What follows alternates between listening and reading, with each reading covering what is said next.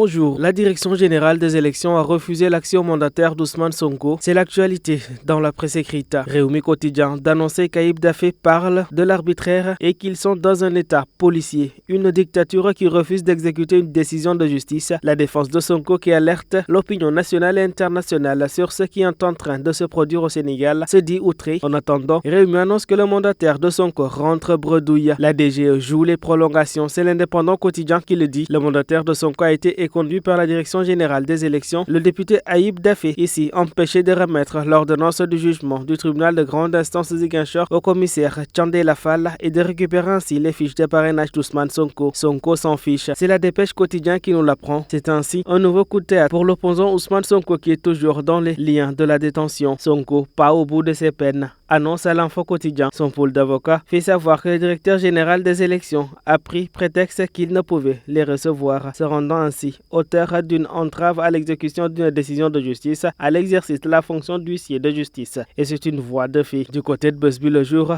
l'on évoque que ceci dégénère. Malgré la notification du juge, la direction générale des élections est dans le dilatoire. Ses avocats dénoncent et interpellent l'État du Sénégal. La Tribune Quotidien de parler d'objectifs du parrainage. Les juges de la CEDEAO sont contre la loi sur ce parrainage, une violation de la charte africaine de la démocratie. Nous sommes en tout cas entre filtre et élimination d'adversaires. Sonko, toujours à la touche, nous apprend Sud Quotidien. La DGE a éconduit Ayib Daffé. Ce dernier est toujours dans l'attente des nouvelles du ministère de la Justice avec l'As Quotidien en première page.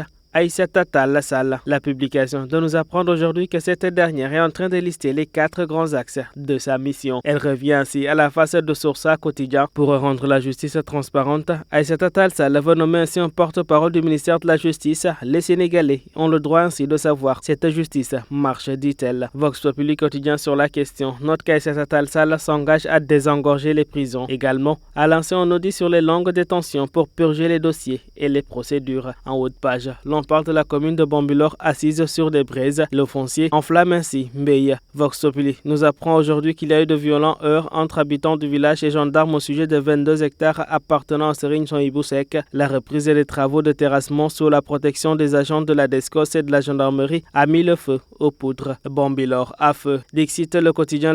Des manifestants se sont opposés à un lotissement de 22 hectares. La mairie saccagée, plusieurs blessés et des arrestations. Parlons à présent du Peuple Quotidien pour finir et la visite du Premier ministre Amadou Ba à Saint-Louis. Le journal liste aujourd'hui les 1001 réalisations de l'État. L'aéroport Ousmane Masseck Ndiaye, un bijou de 2170 mètres carrés à 23 milliards de francs CFA. L'hôpital Alioune Badara Cissé, un joint à 72 milliards. Et également, l'on parle de l'érection d'une grande station de pompage des eaux pluviales et d'un complexe sportif. Un cash transfert de 2 milliards 515 millions de francs CFA. L'autoroute Dakar-Tivaouane Saint-Louis d'un coût de plus de 400 milliards de francs CFA. Le Peuple Quotidien détaille tout. En attendant, c'est le Khalif Dempal qui salue aujourd'hui la visite de ce Premier ministre Amadou Ba, par ailleurs candidat à la présidentielle. Ainsi va donc la presse du jour. À toutes et à tous, une bonne lecture.